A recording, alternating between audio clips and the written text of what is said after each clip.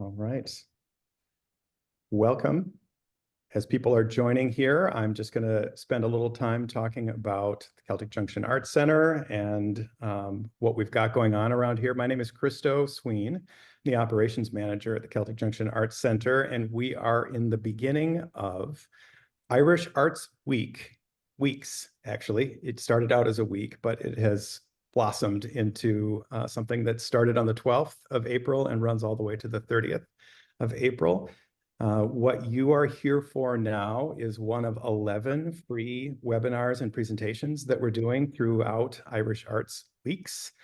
In addition to that, we've just had Irish Language Weekend, where we had 33 Irish language learners at a variety of levels coming in for the weekend to study and learn and share and talk in the Irish language.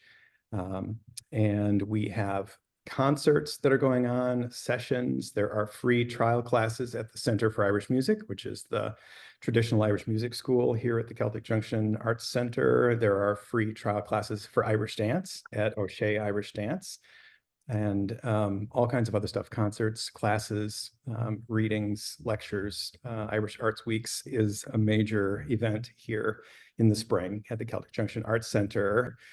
And as a person who frequently introduces himself as the Norwegian in the room full of Irish folks, it's my pleasure to share this webinar with you. It is a partnership or a collaboration between the Celtic Junction Arts Center and Norway House. And I'm sure you know, because you signed up for this, we are going to be unraveling the knot, the shared and divergent designs in Celtic and Viking knotwork. I want to introduce to you our moderator and sort of host of this, a friend of the Celtic Junction and a teaching artist, Jeanine Malec. Jeanine has done seminars and webinars with us before, and I'm delighted to welcome her back for this one. And I will invite Jeanine to take it away from here. Thank you, Christo. I'm happy to be here. I am a Knotwork instructor at Celtic Junction Arts Center and at Norway House.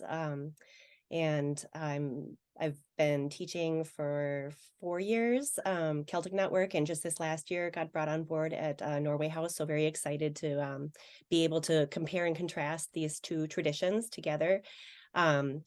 Real quick before we launch into a PowerPoint presentation, I'd like to introduce Carstens Smith, who is the Director of Education at Norway House. Carstens, if you'd like to say a few things. Well, yes. First, I want to thank Celtic Junction for hosting this. It's been an idea that has been percolating in my mind for a long time, because every time I'm in Minneapolis and I talk about what I do, someone says, "Oh, I'm Norwegian, but I have a little Irish." Or when I took my daughter to Irish dance, someone would say, "Oh, we're so Irish, but we do have a Norwegian grandmother." So in honor of all these families and all these connections, I'm really happy that you are. And I think the real connection is art and music, that you're there to explain that art connection. I really appreciate that you brought that up. It's very important, the blended heritage, and I mean, historically too, not just now. Yeah. And then Steve Griffith, who is the chair of education at Celtic Junction Arts Center and teaches Irish history and drama. Yes, thank you, Jeanine. I'm very happy to be here tonight. The invitation came just as I was finishing a course at Celtic Junction on the St. Patrick, and then one on the Vikings in Ireland. So I was doing a lot of research and realized that this tradition of knotwork and art carries on for hundreds of years. So I'm very excited to hear more about it tonight. Great. And just a little housekeeping. In webinar format, I can't see anyone's pictures, but I'm hoping that if anyone has commentary or questions as we go, they can plug that into the question and answer panel, and I will try to keep my eye on that. And we'll have a dynamic conversation here about the artwork. So I'm going to share my screen, and Carstens and Steve, you guys are welcome to interject at any time. Of course, we are talking about unraveling the knot today, shared and divergent designs in Celtic and Viking knotwork in partnership with Celtic Junction and Norway House. And we have just introduced ourselves here. Myself, I am a visual artist. I am not a historian. That's why we have Steve here, because Steve is better versed in the history. But this is a very specific tradition too. So what my observations, what I have to share is mostly from my own experience teaching and studying across the Celtic, Nordic, and Slavic folk arts. There's a lot of parallels. There's a lot of shared history and heritage there. And I'm really interested in how these things are visual languages. They really are, you know, jumping off of what Krista was saying about Irish Arts Week and the Language Weekend. This is a language. And I hope that we can pick up some of the nuance and grammar as we go through our hour here together. And I always like to start with a quote. Even when tied in 1,000 knots, the string is still but one. And I think that speaks to Rumi, of course, who is a Sufi, I think, poet. But these things are in a continuous knot that stretches back thousands of years. And it's really exciting to go back and excavate the history. So I'll start with just looking at early cross-cultural exchange in Bronze Age Europe. And so this is going back to, you know, we've lost a lot of information. We don't have, you know, cut and dried answers for most things, but the archaeological record speaks to the way that the migration occurred in Europe and the early visual language that was embedded in pottery and the built environment and small artifacts that have been found over, you know, hundreds and thousands of years as we've kind of explored sites that we've uncovered. And these connections in visual pattern making is what kind of gives us the knowledge that we have today, just in what's been excavated, the materials that were used, the techniques that were those visual languages were committed to material with. So originally the Germanic tradition grew out of kind of pictographic language. This is some petroglyphs on a surface. That's an example, this upper right-hand corner image of what some of the early Germanic designs looked like. And then it evolved from there, but mostly, you know, we're looking at recognizable figures, objects. And then in the Celtic tradition, the pre-Celtic tradition, in this bell beaker and megalithic culture area over here on the lower left hand of the map, there's more, and this is true in some other parts of this Bronze Age European map as well. There's more repeating pattern that shows up, and presumably patterns that come from direct observation of nature, in the way that water flows, the clouds swirl, plants grow. All of these kinds of things started to be embedded in our material cultural artifacts. And then those repeating patterns grew into the designs that we later came to know as Celtic and Viking knotwork. This vocabulary can be distilled down to about 9 basic glyphs here on the upper right-hand corner of this table here.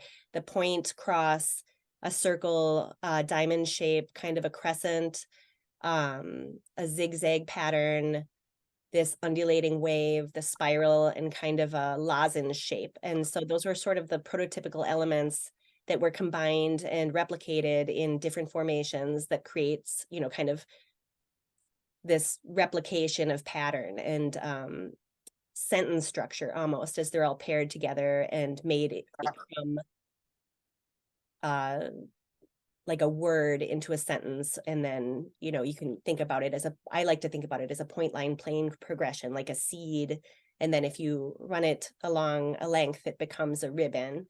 And if you expand that or multiply that down, it becomes like surface area. And so all surface area that we, all practical functional objects that were crafted at the time, tended to have some kind of decorative element that spoke to maybe its contents or what was important, certainly values, because it took a tremendous amount of energy and time to produce these objects and artifacts. For our ancestors, we didn't have any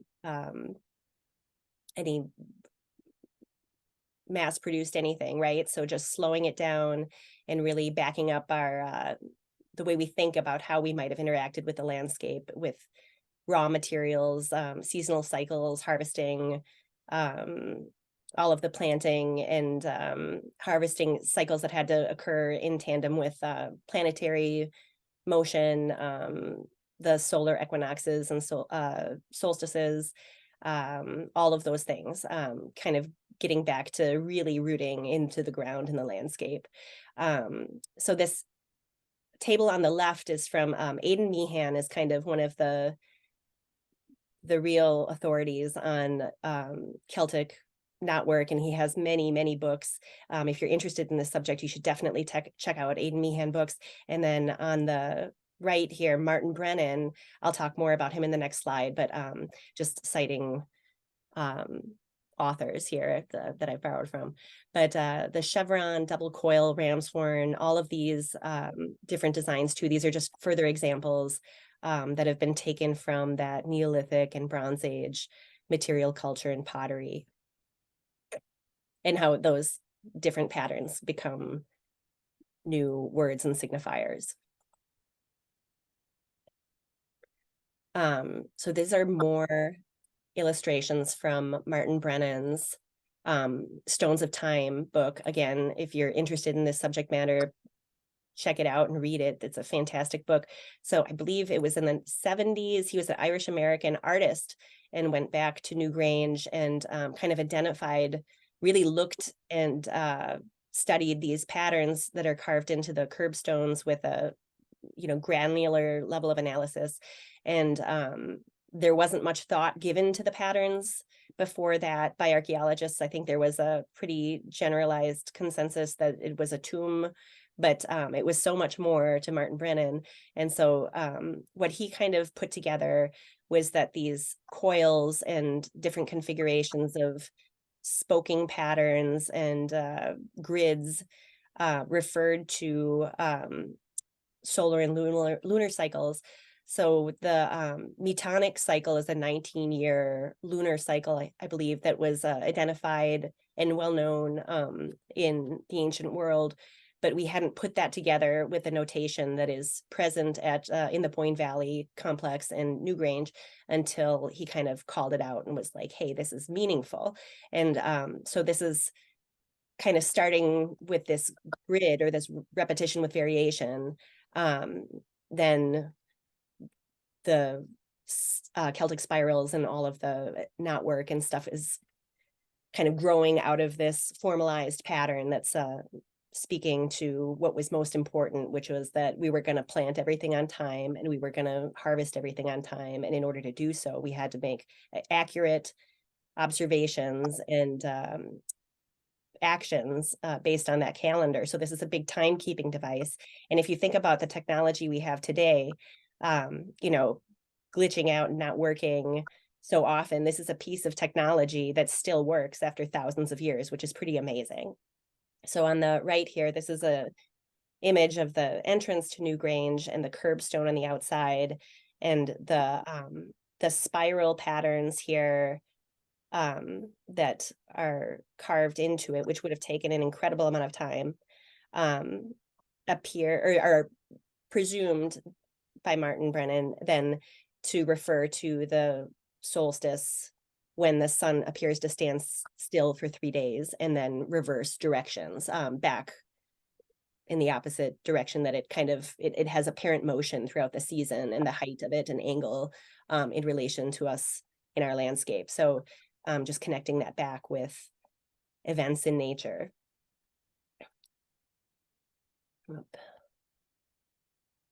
Oh, my slide is stuck. Apologies for technical difficulty. Steve, did you have anything you wanted to throw in there for a second? Yeah, maybe while you work on this, my first trip, first trip to Newgrange, I was just amazed by the entire complex, just unbelievable. One of the things that struck me is when I looked, you cross a little bridge. For those of you who know that you cross a bridge to get to the shuttle. We looked down in the water and we could see those Triskel patterns. The river was just right high enough so you could actually see those patterns in the water as the water went down. It's like, yes, absolutely. From the nature, people observe these things. We're a little disconnected from it now, right? Like we kind of are removed from it in a way. And so getting back to that kind of setting where when the sun was down, we didn't have the lighting and the capability of doing a lot. So yeah, absolutely. Like that it just dictated everything that we did, all of our actions. So insular Celtic knotwork started on the islands and then migrated to the continent. So these patterns were kind of, I think the first plate work, so just the over-under weave, is said to have come from the classical world. So in Greece and Rome, and because the Celts had gone down and sacked some cities there, probably brought it back with them. But what they did then was they added brake lines and started doing cartwheels with that plate, and plate being the flat braid. But also, again, back to the Neolithic and Bronze Age pottery, these step patterns. So everything is on a grid. All of the drawings that we work on in class are based on different kinds of graph paper.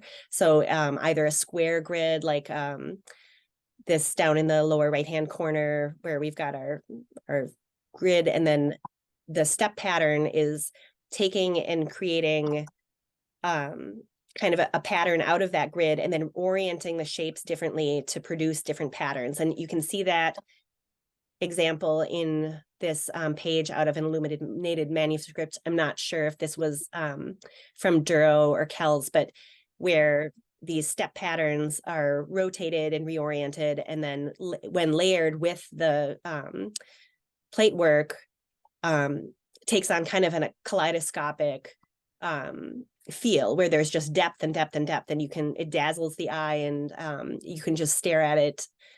I mean, it is a spiritual art form, right? It's intended to evoke awe and wonder of the creator. And then the key pattern is very closely related to that step pattern, except that it gets a little more maze-like. So in this upper right-hand corner, again, starting with a grid and then creating these break lines, which then later were introduced into the plate work to make the ornate Celtic knots that are so distinctive. These break lines are creating paths through which we're traversing, and the eye is traversing right through this pattern. And the key kind of is a little winding and goes around itself. Over on the left-hand side, this is George Bain's work here. He is another authority in Celtic design. This is all from illuminated manuscripts, all of his studies, and he gives instruction that's very complicated, clearly, to follow. But you can see how these just get so ornate, and there's so many twists and turns and angles and precision to these movements. And then, of course, like a lot of movement, it's not static, right? It's continually kind of churning and making your eye look in different places. So the key patterns kind of are a formula, and they run, like they repeat over and over and over to give this effect. But it's a little different than the maze, but kind of working toward the maze in terms of complexity. And then moving on from that key pattern and getting into the maze and spiral patterns, this labyrinth in the center, this kind of pattern is important in the Celtic tradition, but also that this goes back to petroglyphs from the Val Camonica Valley in northern Italy. Labyrinth patterns have been found in the Southwest United States. I think the Navajo, if I'm recalling correctly, used a similar pattern. So this occurs in different parts of the world independently of how it emerged in the Celtic tradition. And maybe it was something that's so old and ancient that it traveled with humans, across the globe, which is really interesting to think about. But the maze patterns are similar. I mean, this is a maze pattern, but the labyrinth has one entrance and one exit. You have to go in and all the way to the center around all the twists and turns, and you don't know if you're going to come out or not until you emerge, right? So it's a very meditative symbol. But the maze patterns that are related to Celtic knotwork, more specifically, are these kind of all over.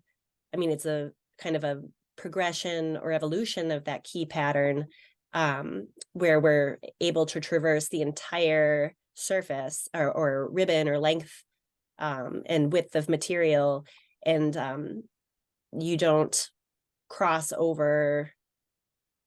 Like, it's not like a maze, like a maze you'd find in the paper, or a modern maze. It's a continuous ongoing pattern where everything is connected, and again, meditative and intended to be transcendent, right? When we're spending time looking or drawing these patterns, that is the intent behind them. And so again, starting with the grid, and then there's instructions down here in this lower left hand of how many steps or how many squares up and over to move to create these patterns.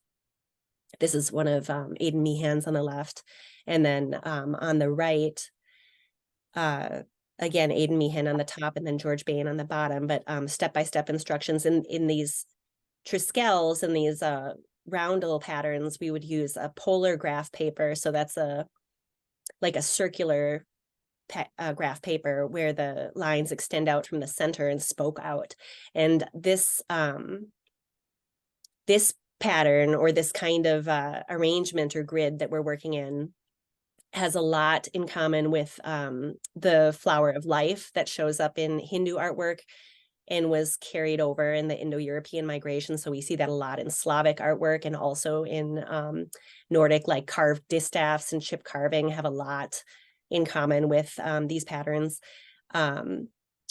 And that constant sense of motion, right? Again, the relating to the cycles of life and nature.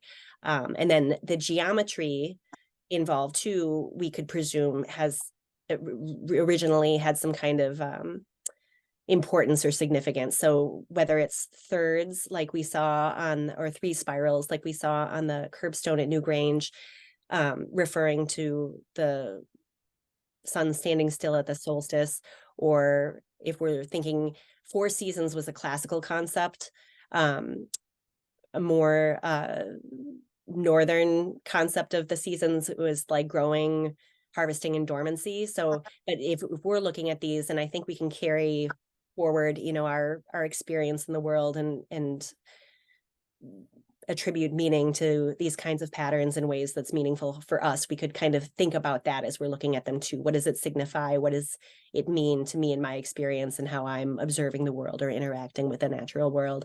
And then again, just the central image from the Book of Kells, and that almost fractal layering of complexity, and in the flow of the design, in the repetition where there's spirals inside of spirals inside of spirals. So your eye is constantly in motion trying to take in the image.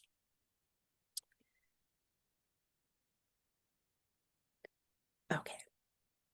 And then lastly, getting to the knot plate work and animal patterns. So in the lower left-hand corner here, this is where we were talking about break lines. So where the classical kind of plate, like this upper image here, is just over, under, and everything is connected. The Celts took it and created all of these break lines, and then those break lines added complexity. So then as we're moving down from top to bottom here in this diagram, or the set of instructions by Aidan Meehan, you can see how that translates into a more complex knot to the right of that that grid and the break lines. So each additional break is something that we have to move around while we're creating that knot. And there's certain rules like proportions and ratios that you have to follow in order to produce that plate and connect everything, because if it's not in a continuous loop, it's not, you know, giving the effect or kind of being keeping the fidelity of the tradition, right? And then of course we have these humans that are interlaced, and the rule is always over, under in all of the plate work and all of the knot work. Their beards are interlaced with each other. And then over on the right, George Bain again, from Pictish art, these elaborate round knotwork patterns, and they're deceptive to look at because it looks like it would be orderly in these spiral patterns in the example on the second tier, but these lines actually crisscross over and across the whole circle. So this is several strands that are looping in a methodical pattern and then connecting and interweaving. So like, you know, like next level complexity here. It's best to view these in color. I didn't find an example that had all of that called out, but just noting that. And then the animals, which are more relevant to the Viking era knotwork that we'll look at next. This was all stuff that, I mean, they had their own, the Vikings, the Nordic people and the Viking era people had their own knotwork system in place, but they most certainly borrowed and brought this back after raids at Lindisfarne and the whole, you know, all of the events that created these vast trading networks and you know, incursions in the mainland and everything, and then made it their own. And there's dialogue back and forth because of the cross-cultural exchange in the region. You know, that if you look at how close together all of these places were, you know, there's just tons of overlap and back and forth and borrowing and modifying and trading back. So then looking at the central panel again, just one more example of that step pattern in the center, and then the ornate braided knotwork around the edges, and then incorporating an animal motif in the corner. So the way that these were layered and built up, adding to the overall effect. And then just looking at some artifacts where these things were committed to material. I read a article not long ago that was talking about the accuracy of these designs in the illuminated manuscripts, and that it would take, I mean, they figured it would take a computer intelligence to reproduce these. This was a lifelong study and scholastic practice that was shared in these monastic communities and reached its height right around 700, 800. Steve, correct me if I'm getting dates off, and then was disrupted. And so we lost the knowledge that to continue to produce those in this format with vellum. So all of this was committed to vellum with different kinds of inks that were imported or produced from natural pigments. And then the trades that worked in metal, those craftsmen and artisans traveled and created centers in major cities like Dublin and Kyiv and Hedeby and all of these big trading centers. I'm sure there's lots more I'm not thinking of, but like just to say that the artisans traveled and shared knowledge and craft and material techniques to create these objects, and then it was exported to the continent where it all became very popular as well.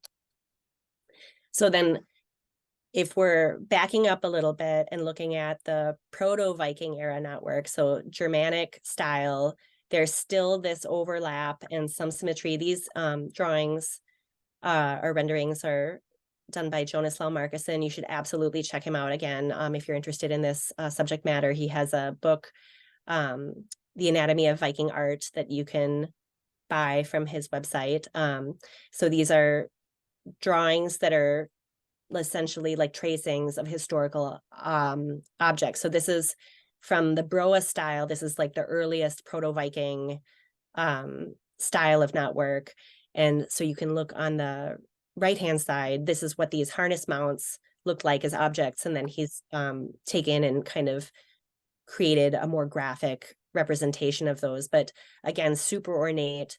There's a lot of overlap and over and under in geometric complexity, but they tend to be more organic and more representational, less geometric. So the Celtic knotwork is all geometry. And so there's more than one way of constructing that kind of design because it's math, it's visual math for the most part. It's not a hard rule, but where this is much more organic.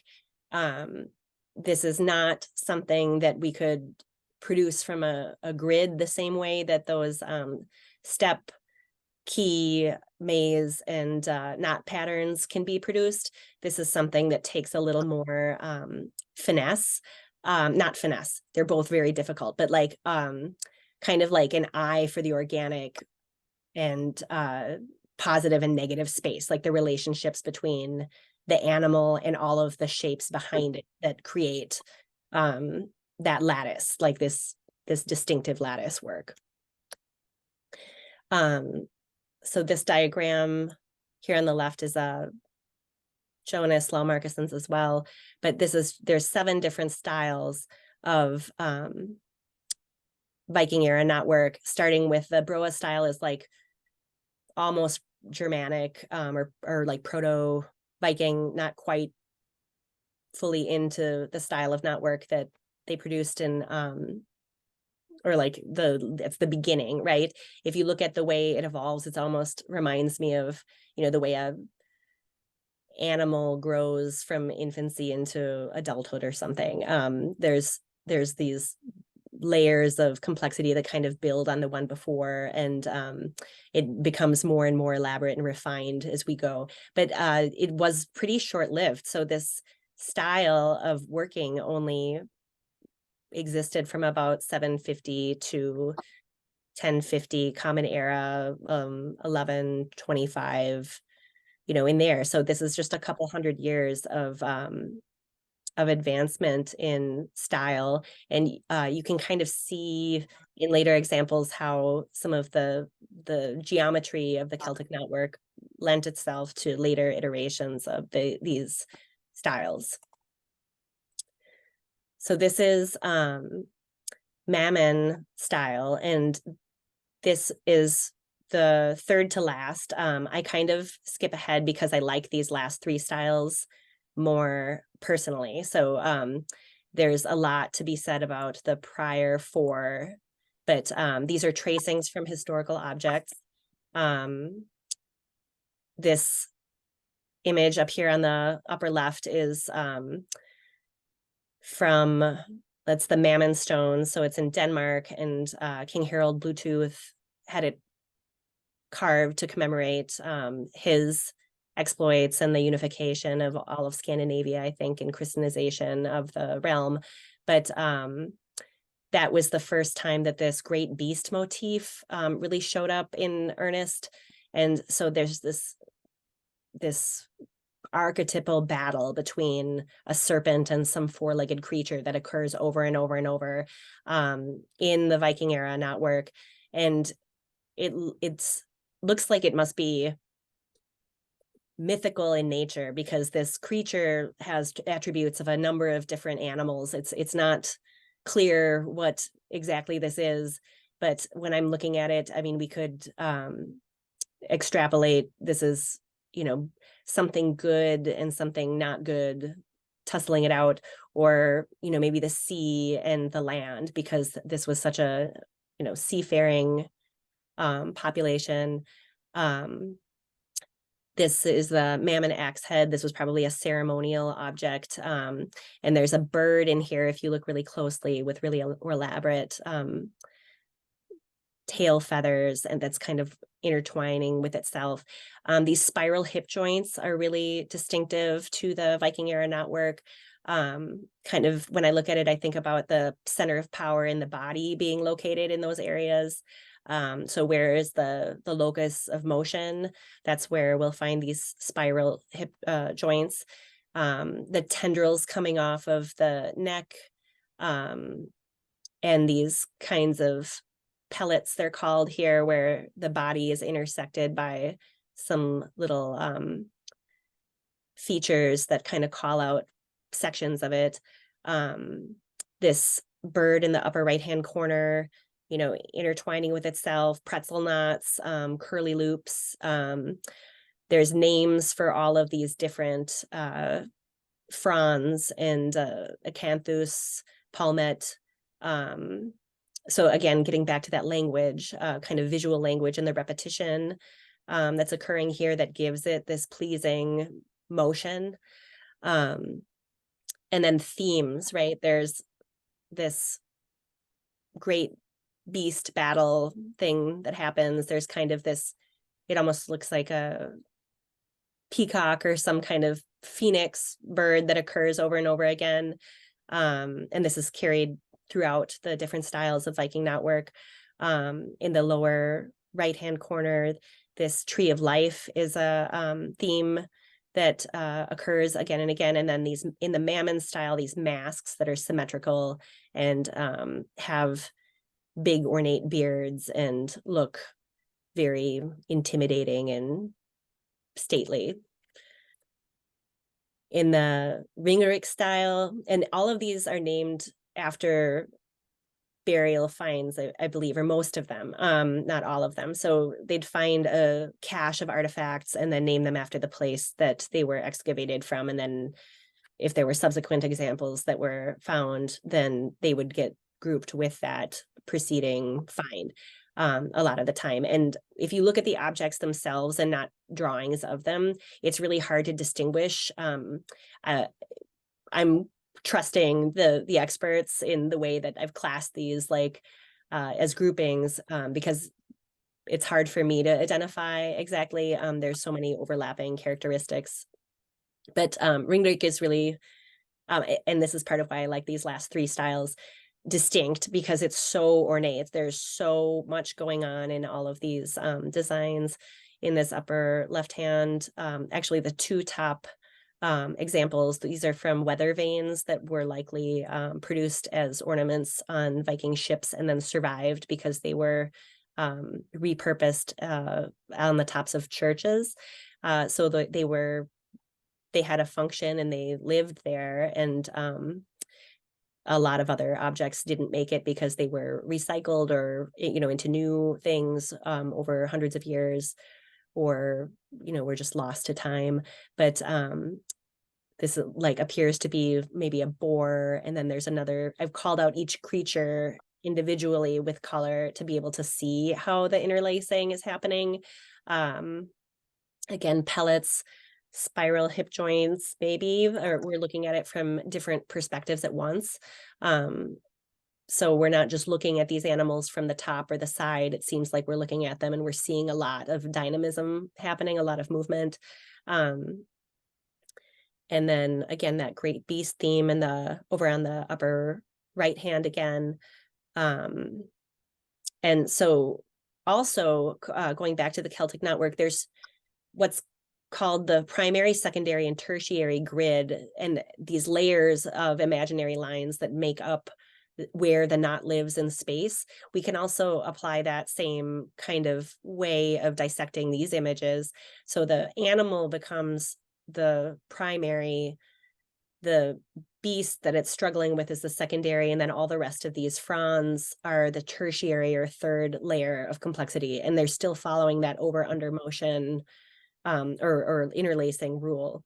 Again, in the lower right, the tree of life, and we have that weaving of the over-under pattern happening here, more symmetry and geometry. Here's our little snake again. And I've called out these maybe they're fruits, I don't know. And then our phoenix again, or kind of peacock, I'm not sure what it is. I haven't seen anyone call these animals out as anything, or the birds as something specific. I'm sure that they must have represented a specific animal. And then another tree of life on the left, that's the Vang stone. And again, a boar up at the top. And the roots, or where the tree reaches the ground, having these spiral joints to maybe the power of growth, or like where the growth occurs. And then Ernest style, and the most notable object from the Ernest style being the Ernest Stave Church, which we'll look at. I have a picture in the next slide.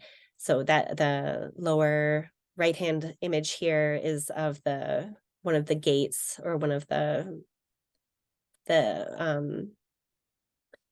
facade or facets of the outside of the building, and this kind of deer here and several serpents intertwined. There's like many different animals happening here. And then I've kind of muted the color to just appreciate the interlacing and the weave that's happening down the other side of the carving.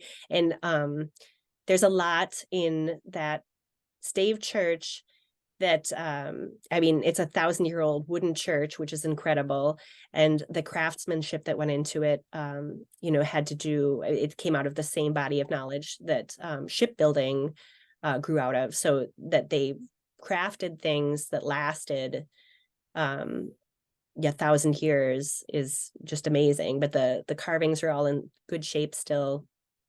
And all of these objects that these images came from, that we've found, are practical, intended to be used. I think historically there wasn't really a separation between art and functional, you know, tools and things that we would use from day to day. That we would ornament the things that were important, and what was important were the things that we used. So I think that's an important thing to call out too.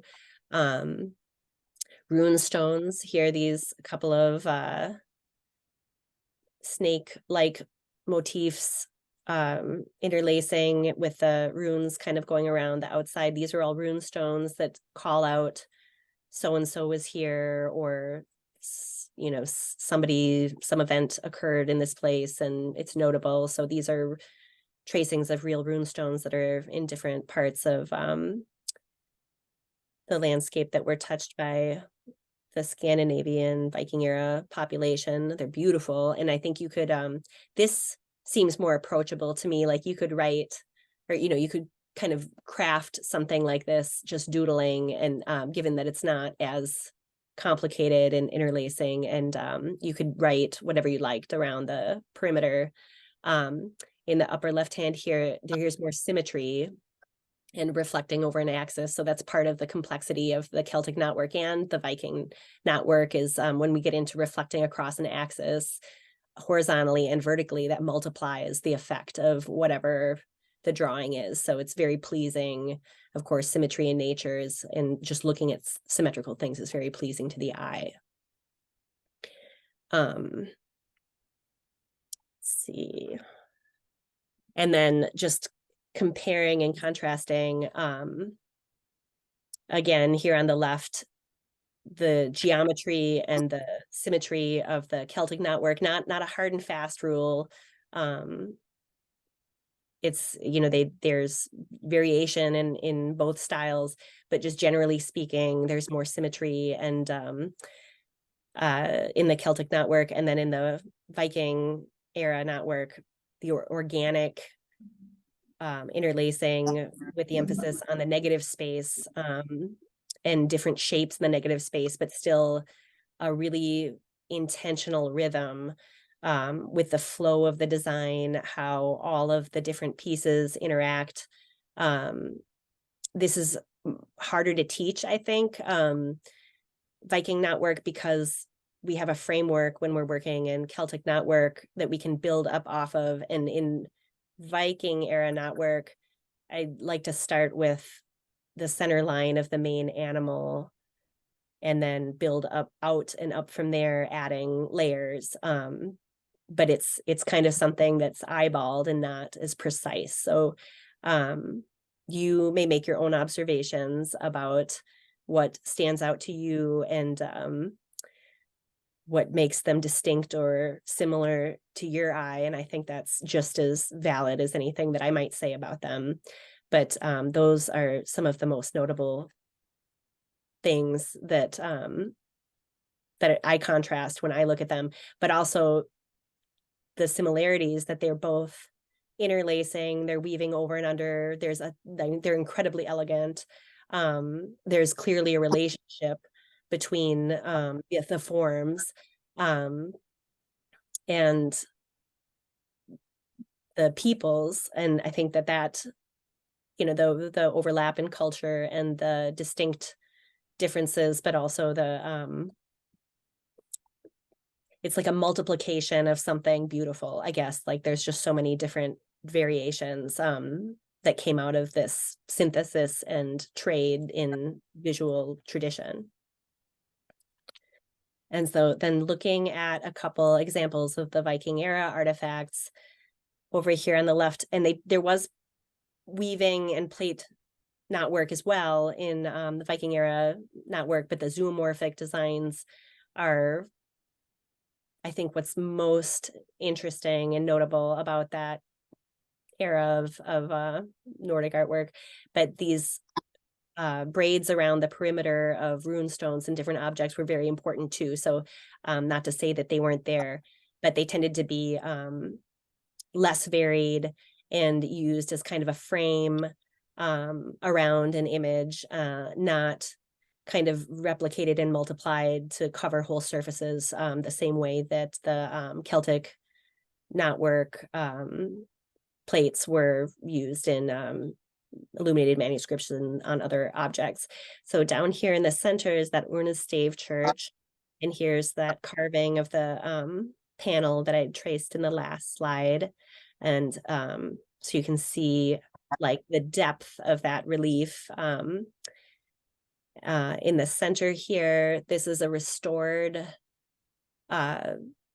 great beast carving. So the color was added to restore it to its original contrast. And so color was something that was used, but over time that kind of washed away from the stones and the different artifacts that have been found. But it's interesting to think about how we might apply color to those looking back, or when we're creating our own designs, and how that changes the way that we see them.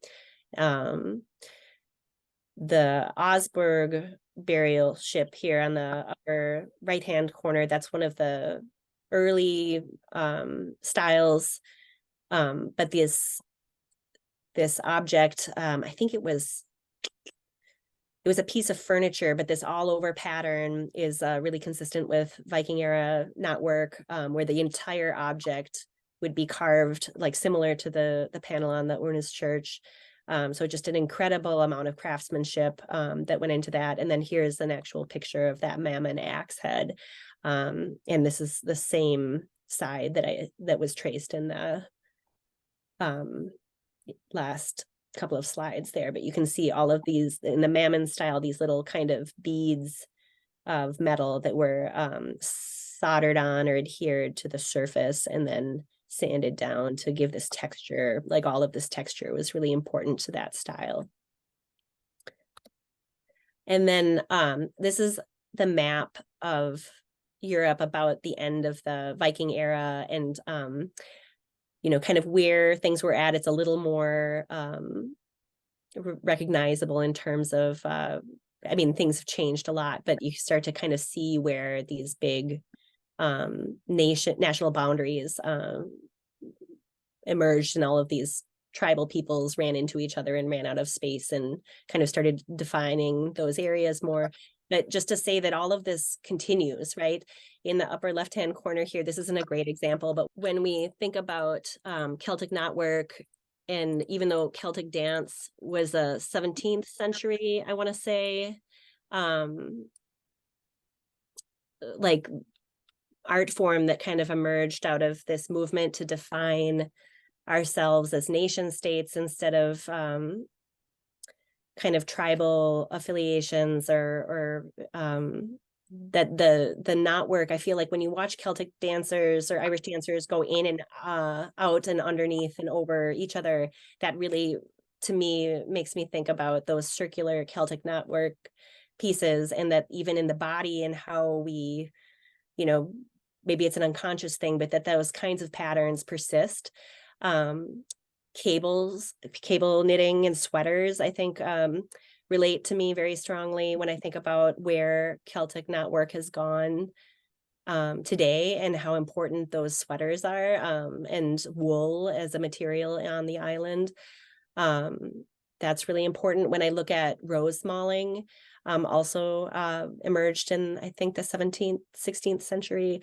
I see the flow of those Viking zoomorphic knotwork patterns. Like I see this kind of interlacing of, even though it's like a floral motif and it grew out of acanthus designs and Baroque and Rococo Romanesque or stuff after the Romanesque period, I still see that same movement in those designs. And then the Pisanki eggs, this relates directly, these designs, back to those Bronze Age pottery images that we saw at the beginning. So all of this continues and all of this grows and, you know, with us. And I think it's important to modify and adapt it for our purposes now so that it lives. There's a great Carstens. What's the quote? You know, the quote, Gustav Mahler, you said to me, I love that. Oh, that tradition is not the worship of ashes, but care of the flame. Yes, absolutely that. Okay. Oh, there. Okay. So here's a bunch of text, but just to summarize, when we're looking at shared influences, both of these traditions emerged from pattern languages in Bronze Age Europe and earlier, so that it's all building on what came before. They have underlying meanings and symbolism. We don't know all of what that is or what all of the vocabulary is, but that the narratives reflect cultural values, what was important, what marked the season, what kept us alive in the landscape that we inhabited. So astronomical events, it's really interesting. If you look up the pattern of the apparent motion of the planets around the sun, they have kind of like a spirograph looking pattern that they follow. And that, I mean, I can't imagine that our Celtic ancestors would have been able to know. I mean, maybe they did, but I mean, those kinds of observations that these patterns exist everywhere, it's natural that they would appear in our artwork. But relationships to cycles in life and the landscape, that they share basic geometric principles of organization that create a sense of movement, have that point, line, plane, or seed, stem, leaf progression to cover a surface area with pattern. The over-under interlacing to create a visual complexity that dazzles the eye. You can sit and, you know, look at any one of these examples for hours and just spend time with it and notice. And more detail comes out because there's just layers and layers and layers of that baked into them.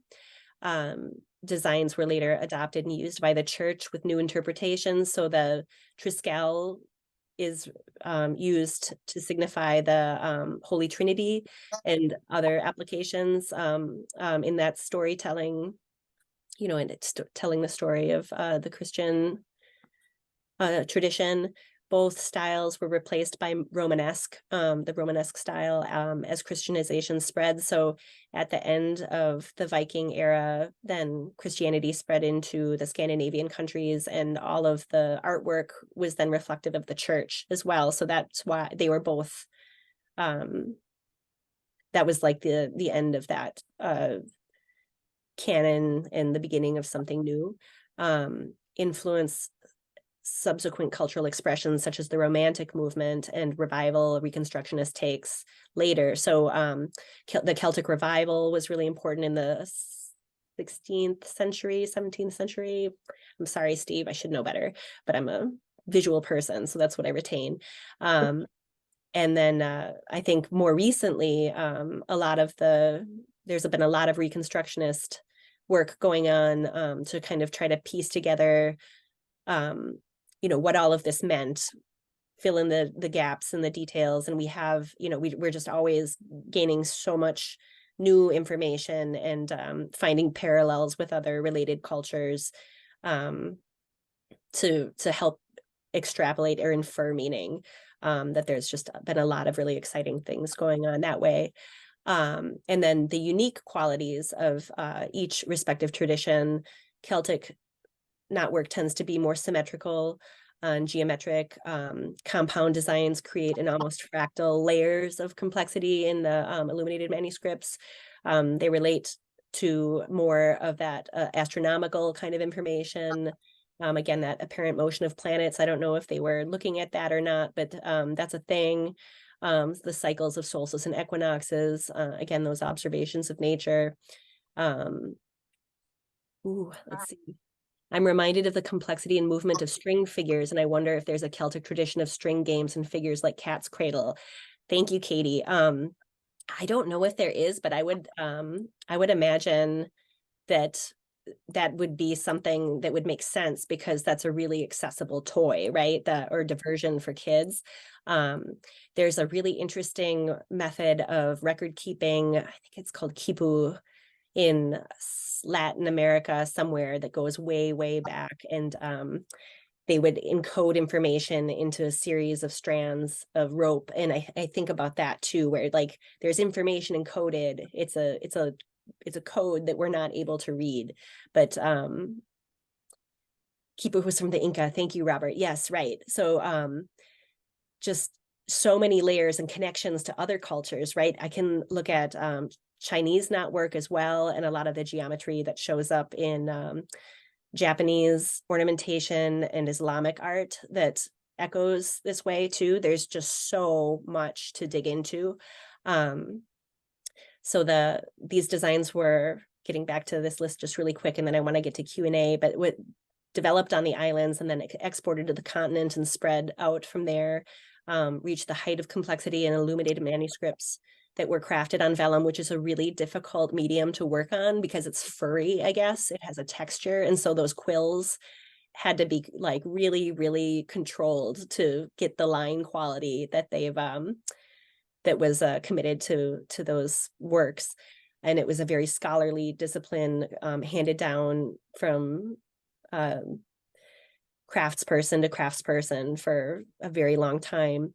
And it's its own kind of sacred geometry that was disrupted by Viking incursion. But I think totally just can't overstate that. I think that sacred geometry piece, and then Viking era knotwork informed by preceding Germanic design tradition tends to be more organic in composition with more animal shapes than geometry, but still underlying principles of flow. Animals are shown from multiple angles at once and with characteristics of several different creatures. So it's kind of an abstract design process, it seems to me. We're representing something that appears more symbolic than something that we'd look outside and see. So it like that to me also speaks to some mythology or story being baked into that. Characters often interact to create a great beast narrative of good versus evil or land versus sea. We're not sure entirely. Are influenced by running knot patterns and zoomorphic animals that were found in Celtic knotwork and borrowed and then adapted into new styles.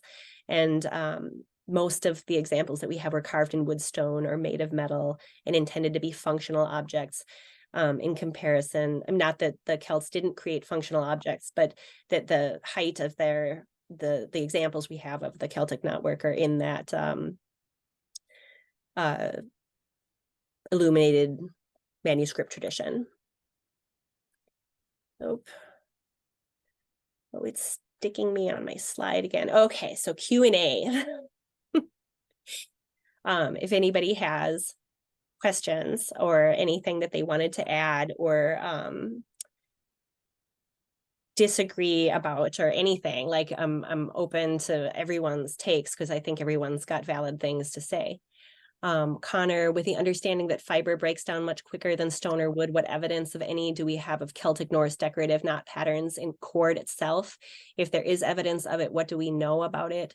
Was it just a way to pass time or something more? Thinking to the age of sail from the 16th and 19th century is well documented that sailors passed time at sea doing decorative knotwork, but I'm curious to know how it differed during the pre-Viking and Viking Celtic world. Obviously, some was passed down in the form of Irish cable knit sweaters, but I'm more curious as to actual cordage rather than yarn.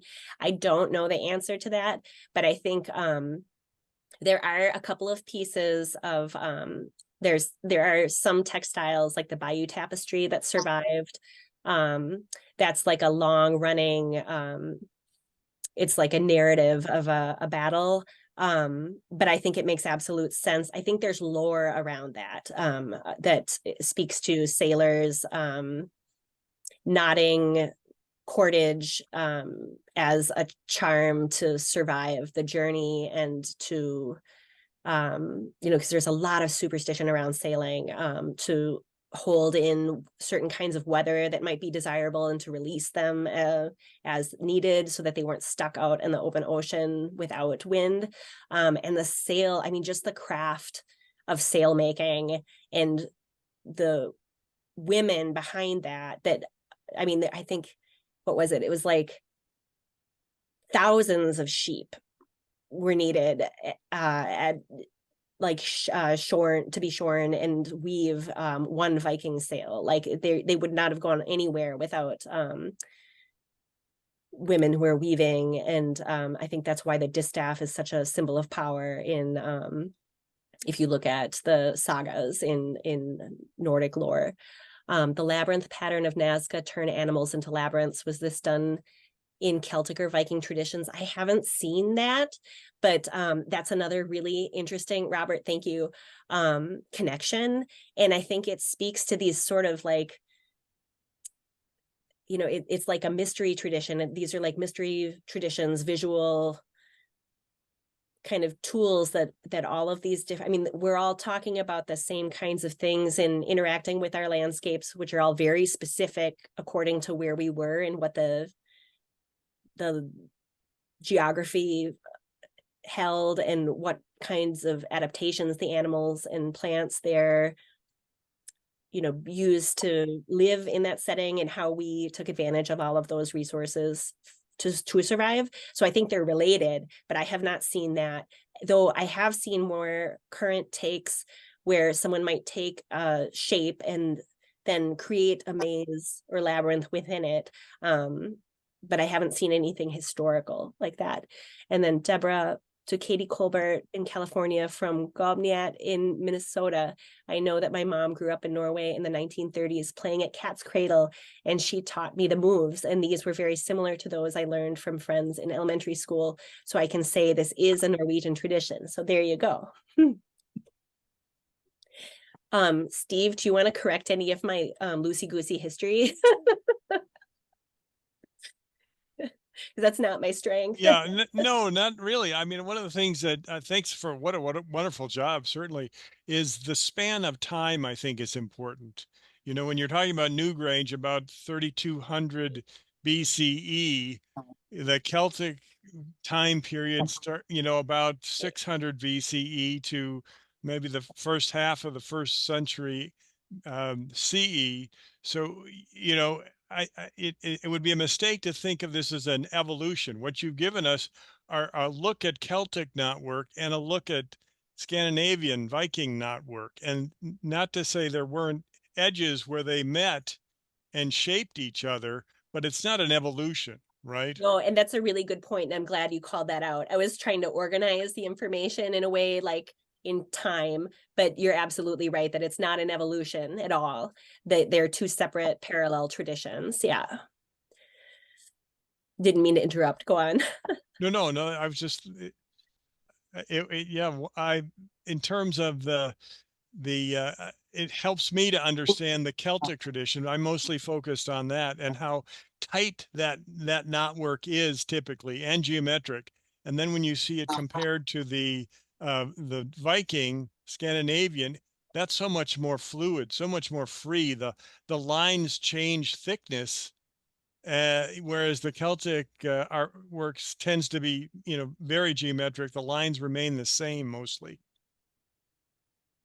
It's been it was an interesting learning curve. I'm gonna stop share here.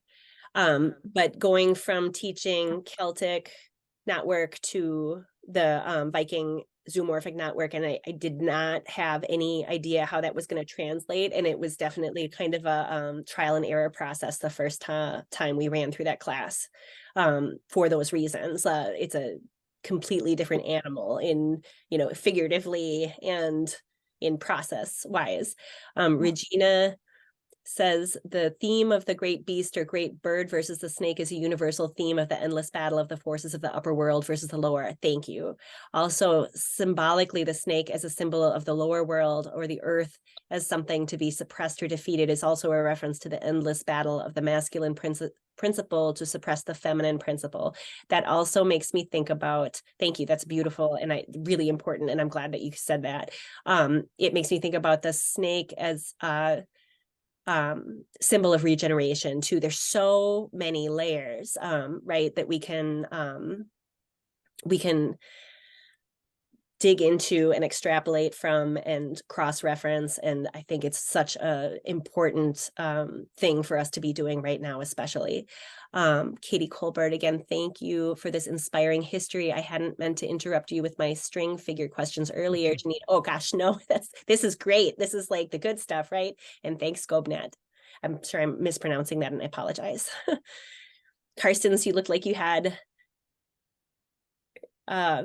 something on the tip of your tongue, or no? Maybe I'm just No. Oh okay. no, I'm thoroughly enjoying this. So that's what was on the tip of my tongue. I've really enjoyed this. And I appreciate everyone who's joined us for this.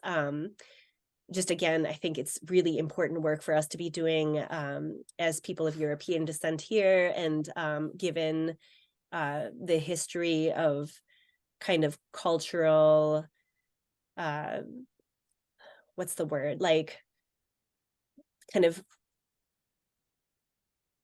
erasure, even for people of European descent, certainly of people of color here. But it's really, really important for us to connect with these things and to make them our own, I think. So just thank you all for being here and making time for this. And I don't know that I have anything else unless anyone else does. Well, I'll say yes. Thank you so much, Jeanine. And Jeanine will be teaching at Norway House in May. And because I appreciate Celtic Junction sponsoring this, we do have an added, there's a discount for Norway House members, and now we also have a discount on Jeanine's classes for Celtic Junction Art Center members. And if you want to join, it's on Eventbrite, and you look up Ernest, URNES, and you will find her. Thank you. Does anyone else have any questions? Wonderful presentation. Thank you, Regina. I wasn't sure if we'd get through all the slides, or, you never quite know, with these, if we get through it, or if we're going to end up with extra time at the end or what. So, yeah. Thank you, Jeanine. It was wonderful. Thank you, Steve. Yeah. All right. Christo, any closing thoughts? I am just coming back on. None from me, other than to say thanks to all three of you. I really appreciate this. In particular, the sort of the parallels, but also it was interesting to see such differences between the knotwork of the two cultures. It's fascinating and certainly worth more delving into. I wonder, we wouldn't be asking you to provide this right now, but I think it's always good in these, particularly when we replay them on YouTube, to include a reading list or other sources. And so I would invite the three of you to share with me by email later, or if you have anything on the top of your tongue right now, to share with folks that are watching, and then we'll include that in the when we share this video on replay. I will for sure do that. And I was just going to say that for sure, check out Aidan Meehan's books. There's like 12 of them or something. There's so many. And then George Bain and also his son, Ian Bain. It's a family tradition for them. And Jonas Markussen's Anatomy of Viking Art. And he has he's working on more books too for the different styles specifically. So all of those really, really important, great resources. Do check them out. And I will get you that list. Wonderful, wonderful. Anything else, Steve or Carstens, before we dismiss the folks that have been with us through this thing? Wonderful to see so many people with us for this conversation. So, Steve or Carstens, any final thoughts before we? Nothing from me except to say visit the Celtic Junction website. There's a ton of stuff going on in the next couple of weeks. Our education program offers a new set of courses coming up in May, and of course all kinds of things come up in the fall. Yes, and I'll just say thank you to all of you for the support, the fabulous program, and for everyone who watched. Thank you, Carstens and Steve and Jeanine, for sharing your thoughts and wisdom and knowledge with us and the audience today. We're really looking forward to sharing this and talking further with each of you. So thanks. And thanks everyone for joining us. I really appreciate it.